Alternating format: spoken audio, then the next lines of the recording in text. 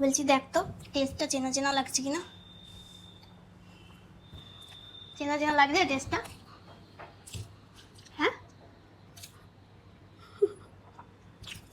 এটা তুই করতে বানানো শিখলি? কেন কেন, ভালো না খারাপ বল? বলছি হয়েছে কি হয়নি, খাওয়া যাবে কি যাবে না সেটা জিজ্ঞাসা করছি।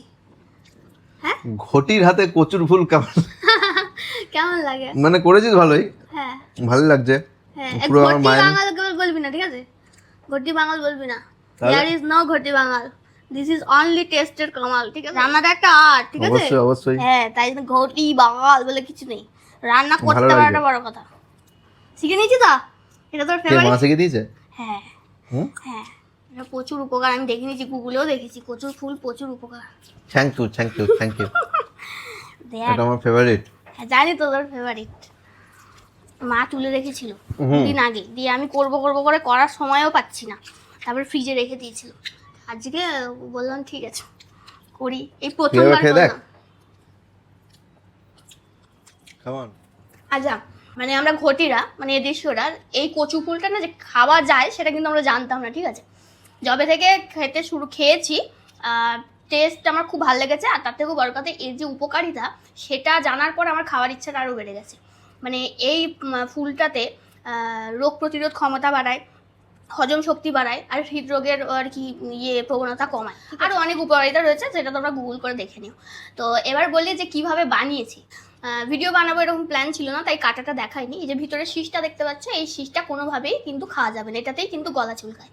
তো এটা বাদ দিয়ে দিয়েছি, আর ওপরে খোলটাকে আলাদা করে নিয়েছি, দিয়ে সরু সরু করে কুচিয়ে নিয়েছি। এরপর নুন হলুদ দিয়ে কিছুক্ষণ ভিজিয়ে রেখেছিলাম, যাতে এই ফুলের কষটা আর কি বেরিয়ে যায়।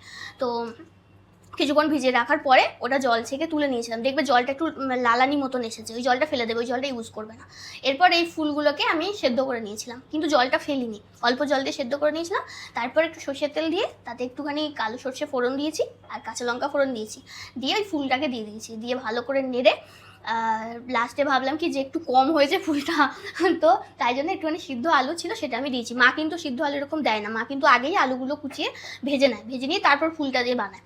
তো যাই হোক, আমি একটুখানি এক্সপেরিমেন্ট করে দিয়েছি, তবে ভালোই হয়েছে, খারাপ হয়নি। এরপর ওটা যখন একদম শুকিয়ে আসবে তখন হাফ লেবু চিপে দিয়েছিলাম, দিয়ে যতক্ষণ না লেবুর রসটা শুকোচ্ছে একটুখানি নাড়তে হবে, লো ফ্লেমে, কিন্তু পুরো নাড়াটা লো ফ্লেমে হবে।